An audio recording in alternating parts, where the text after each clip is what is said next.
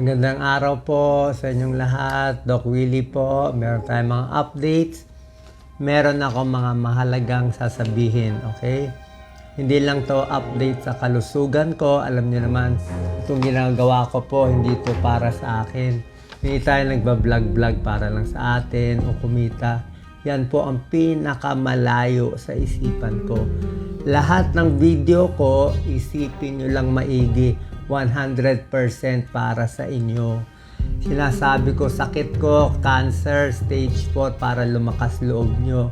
Pinapakita ko yung mga bulok sa Pilipinas ng healthcare natin. Bulok ang healthcare na pangmahirap. Bulok din ang healthcare ng pangmayaman.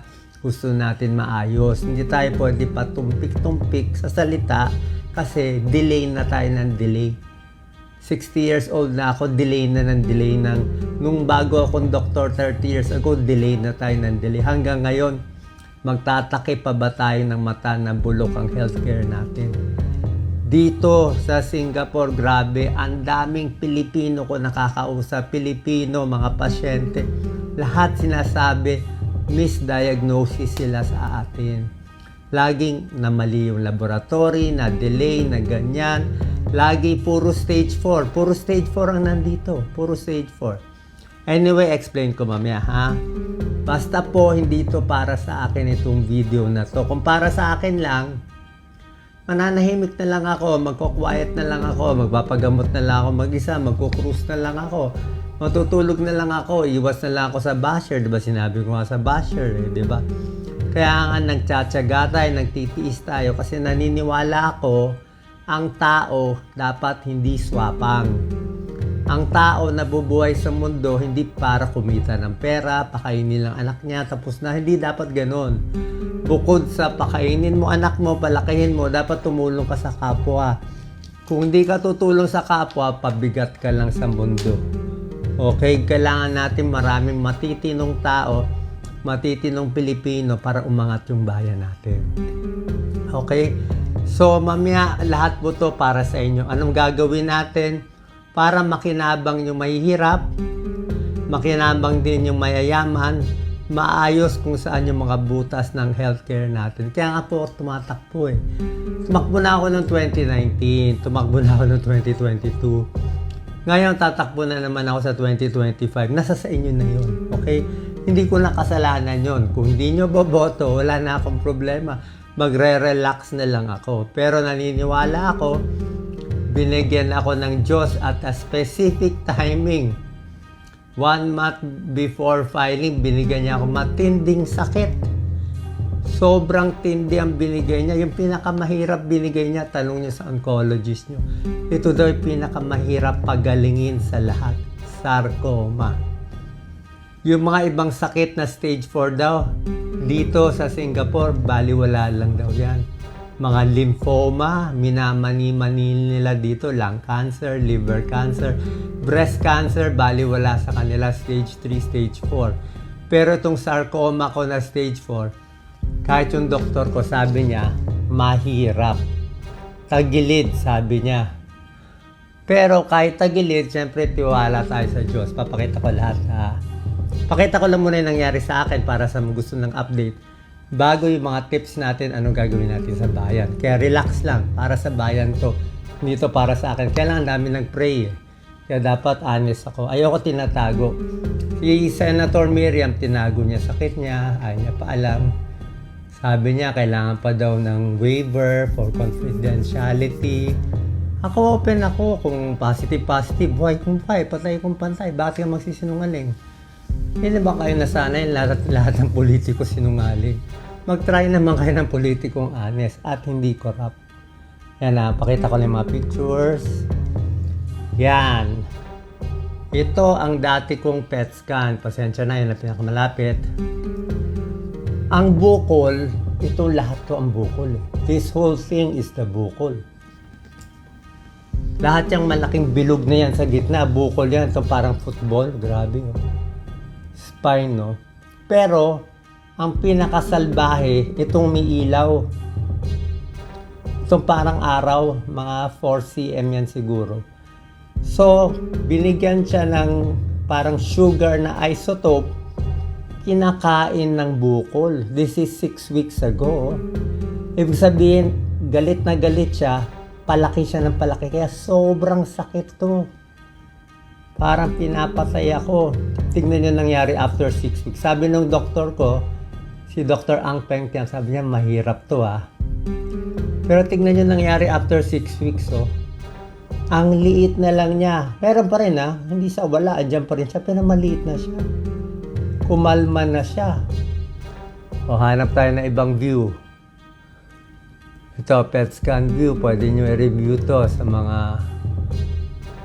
mga doctors. So, ito. Another view, kita mo. I'm not sure kung mas mababa to. Ito, dati, kita mo. Sa may baga to, galit na galit parang vulkan. Ang daming active Pero yung bukol, lahat Itong bukol daw, parang dead tissue na siya Dead tissue na. Parang patay na kasi laman-laman, dugo-dugo na lang. Kasi hindi na siya nag-active So, nung binigyan ng sugar, parang hindi na buhay yung cancer na yon. Yung active na lang, yung parang Batman na dalawa. At bukod dyan, may tubig pa ako dito. So, yung tubig sa baga, possible bukol din yan. Tingnan nyo nangyari afterwards. Okay, akit natin afterwards. Nawala na yung pula Nawala na siya, pati yung tubig nabawasan. Sabihin ko yung bad news dati. Ang bad news dati, may kalat din pala sa baga ko. Walang yan Pati baga, tinamaan pa Pero ngayon, lumiit din yung mga nodule ko sa baga. Ito yung miracle worker ko dito. Papakita ko sa inyo. Ito yung hahanapin natin. Si Dr. Ang Peng Tiam. Sobra siyang sikat. Hindi lang sa Singapore, buong Asia, sikat siya. Ang dami niyang Pilipinong patients. Tsaka sabi nga niya, hindi na niya kailangan ng pera Gusto lang niya talaga tulungan yung cancer patients. Iba rin yung mission niya. So, nung una, lagi niya sinasabi na ito yung mga side effect ng chemo.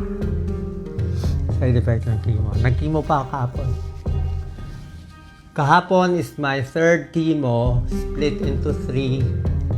Wala yung mga gamot sa atin So, ang side effect dumudugo to. May dugo dito. Nangingitim, susuka. Pag dumi ko rin, may dugo. Lahat ng mucosa. Kasi it kills the bad cells and the good cells Pero konting tiyaga. Hindi siya madali, mahirap siya. Pero kinakaya natin kasi bukod sa chemo. Pero sabi ni Dr. Ang Peng Tiam, God loves you. Sabi niya, ngayon lang daw siya nakakita na sarcoma na ganoong kabait. Na biglang lumiit. Kaya sabi niya, mukhang hindi lang to gamot It's not just the medicine. Although yung binigay niyang medicine, wala sa atin. Sa atin, I think may doxorubicin, may cystatin. Ewan ko lang kung may Avastin. Ewan ko lang kung may Neupogen tayo pang WBC. Pero mayroon pa siyang Neulastine na matindi. Tapos yung albumin ko, 6 na ganitong bote per week. Sa atin, dito gana binibigay nung nasa PGH ako. Ayaw bigay kasi mahal. Pero sobra pala ganda. Sobra ganda. Laging cost tayo. So, okay, balik tayo sa mahirap. Yan naman ang gusto natin. Nakwento ko lang sa inyo. So, mukhang okay, mukhang gumagaling, mukhang God's will. Pero ako kasi, whatever time God gives me, okay na ako Nung may sakit ako, umiyak ako. Kahit 1 day lang ako mabuhay, okay na. Ngayon, 1 week. Ngayon, ang plano ko hanggang May 2025.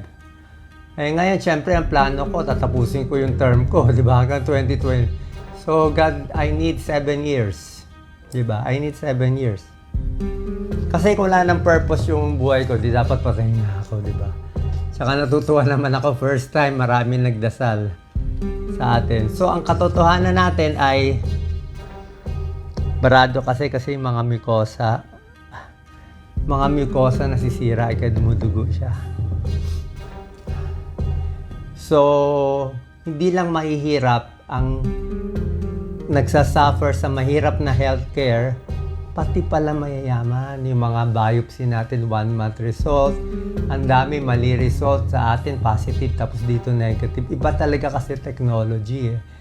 Ang hirap mahabol kasi nga, dahil mayaman yung bansa nila dito sa Singapore, first world, dahil mayaman yung mga pasyente, yung mga laboratory, doktor, mga nurse, mga drug company, yung mga gamot, yung pinakamagaganda sa lahat, dito na pupunta. Kasi kaya magbayad eh. Kumbaga sa mall, ito yung pinaka-rustans or yung pinaka-high-end. Let's say, SM yung pinakamalaki. Nandun lahat eh. Kaya kasi magbayad. Tapos yung Pilipinas, konti lang kaya magbayad, kaya binibigay sa atin para yung nasa isang lang, sari-sari store, yun lang kaya natin ibili.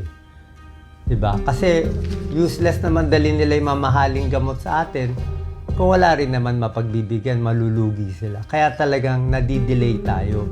At dahil doon, nagkukulang din yung pasyenteng nakikita natin kasi yung hospital nga natin, hindi naman kasalanan ng doktor, walang gamit, walang PET scan. Dito, PET scan, kaliwat kanan. Tsaka hindi pwede ang resulta 1 month. Pag 1 month, patay na yung pasyente. Diba? Nag-biopsy ka, tapos 1 month result. Wala na. Dito, result nila 2 hours eh. 2 hours eh. Lagi silang, ang bilis nila. Pagpasok mo sa hospital, within 2 days, may gamot ka na. May gamot ka na. Huli na agad ang sakit. Tayo, 1 buwan, 5 buwan, 10 buwan, iba-iba diagnosis, di ba? Dito, bali walang stage 4. Basta stage 4 dito, ang dami kong stage 4, 7 years, 8 years, buhay pa. Oh, parang it's just a number na lang yung stage 4. Pag natamaan mo yung tamang gamot, lalo na ngayon, pinadala pa yung dugo ko for targeted cell therapy. Ang ganda pala nun, no? So, titingnan yung dugo mo kung meron kasi baga sa ang mga doktor ngayon, meron sila parang 500 na bala. Pero yung bala, hindi mo alam kung effective sa'yo. So, kung nagkataon, yung bala na yon ay swak sa gene mo, pinanganak ka ito ang gene mo, magsuswak, swerte ka. Kaya ang gene ko XYZ, tapos may bala dun sa XYZ, tsamba. So, meron ako isang ganung gamot. So, bakit tayo gumaling? Hindi natin alam. Baka sa gamot, pero sa tingin ko sa dasal. Pero sabi ng doktor ko, dasal daw to. Hindi daw siya nakakita ng ganito kabalis. Usually kasi sarcoma, walang ganong mga bagong gamot. Kaya takang-taka siya. Yun na, sinabi ko, maraming big problem sa atin talaga. God's will ba to nangyari? Sa tingin ko, miracle to. Anong miracle pa ba to? Diba? Malay ko ganito mangyayari sa akin. Ready na nga ako mag-retire. Diba? Tsaka syempre, salamat sa lahat na nagdadasal. And, ang malaking problema natin talaga sa bayan, kita mo naman gulo-gulo eh. Diba? So, I'll just try my best. So, bakit tatakbo? Ito lang mission ko. Pag di mo ako pinatakbo, lalo ako mamatay. Gusto mo matulog ako, mag-enjoy? Hindi nga ako ganung tao. Hindi nga ako swapang eh. Ayoko nga. Baka kayo kasi, iniisip nyo, pag mahirap ka kasi minsan isipin mo, gusto ko may kotse, gusto ko may bahay, gusto ko makatulog. Kala mo lang masarap yun. Masarap kumain ng crispy pata. Araw-araw, tulog ka. Marami kang chicks. Ano masarap dun? Sinusunog naman yung kaluluwa mo. My God. Mo ako wala, oh. Lumang baro, wala lahat. Ang dami ko natutulungan, libo-libo nagdarasal, konti lang ang bashers. Ininit ko lang yung bashers, in-expose ko lang para makita rin ng mga ibang basher dyan na matitigas ang ulo. Wag na, ako i-bash nyo, magka-cancer ako, okay lang, sambuhay lang ako. Pero yung mga kabataan na teenager na binabash mo tapos nagsuicide, kawawa yun. Karma nyo yun. Pag yung iba binash mo na wala namang kasalanan, nakapwa mo high school tapos nagpakamatay yung lalaki o yung babae, karma mo yun eh. Pagsisisihan mo yun sa, ay natin sabihin sa impyerno, pero pagsisisihan mo. Kaya huwag ka na nga mag-bash eh. Kaya sinabi ko, bashing, papahina yung immune system, pwede magkaroon ng maraming sakit. Pero kung okay ako. Okay? So, yun lang po. Kung ano lang dadalhin sa atin ng Diyos, kung tuloy-tuloy tayo sa good news, good news. Pero syempre, maraming salamat. Iniisip ko nga kung paano natin gagawin to. Inaaral ko nga. Syempre, pagpapagaling ko, ipapanalo natin to. At ako talaga, ang kakaiba sa akin, sana maintindihan nyo, wala akong campaign funds. Zero. Hindi ako tumatanggap ng pera. Yun ang pinaka-honest sa lahat. Yun ang pinaka-lakad ni Jesus Christ.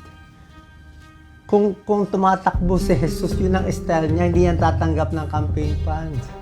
Isipin nyo lang, hindi ko alam ba't hindi nyo maintindihan na ang isang kandidato na tumanggap ng 5 million, 10 million, 50 million, 100 million, imposible maging independent yun.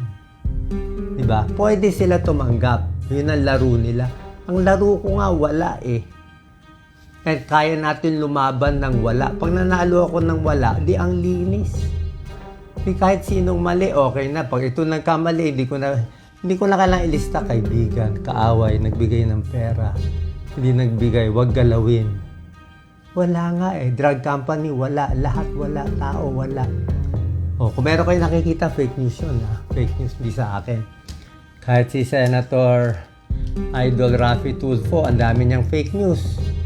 Diba? Sa Inquirer na fake na ginagamit na Inquirer site. Ano sabi ni Senator Raffy Tulfo? Hindi rin niya matanggal eh. Kasi DICT nga natin, pinagalitan na niya, walang capability eh. So pag yung gobyerno natin walang capability, patayin yung fake news, ano magagawa naming influencer? Pero ngayon mawawala na yung fake news ko. Kasi yung mga product sabihin, sige, makalbo ka, di ba? So, yun din, minahalas din yung mga nagpe-fake news. Anyway po, salamat sa pagdarasal. Nakita nyo, malakas na tayo. Ano bang gusto nyo? Sigawan na? O palakasan ba ng boses? Alam, feeling ko bumata ako 10 years. Hindi ko masabi. Ang linaw na ng isip ko ngayon. Ang linaw na. Kasi, dati mag-iisip ka pa ng 10 years eh. Ngayon wala eh. I'll do it now. Tama-tama, mali-mali. Naku, may nakita akong mali. Last clue, kita mo yung mga propeta. Yung mga prophet na pinapatay sa Bible, pinapagalitan nila yung king eh. Minsan pag nakita nila yung king, di ba, naglalakad na kahubad, di ba? May gano'n na lahat ng tao, kala maganda yung pala na kahubad yung king. There's a parable like that eh. Kino-call out eh. Pero dapat sa tingin ko sa atin, makita natin sino tama, sino mali, sino matino, sino hindi matino. Nasa sa inyo po. Okay, basta mahal na mahal ko kayo. Nag-bash, kaibigan o hindi, tao tayo dito. Dito tayo pinanganak. Ito purpose ko. Salamat sa prayers nyo. Yung piniray nyo sa akin, sana bumalik sa inyo 100 times more. Kung hindi ko mabalik sa buhay na to at namatay ako, promise ko, bago ako lumipad sa next stage, maglalaan ako ng maraming taon para tulungan ng mga tao sa Pilipinas at sa mundo. Amen. God bless.